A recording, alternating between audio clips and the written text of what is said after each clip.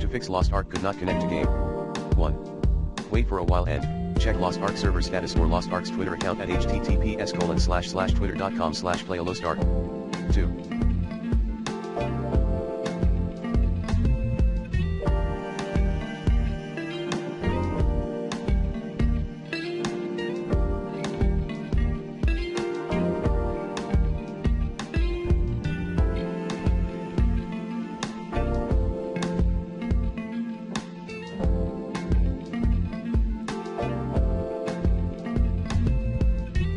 Check and improve your local internet connection, if needed. Common troubleshooting tips include restarting your whole internet modem or computer, using a different system DNS server IP.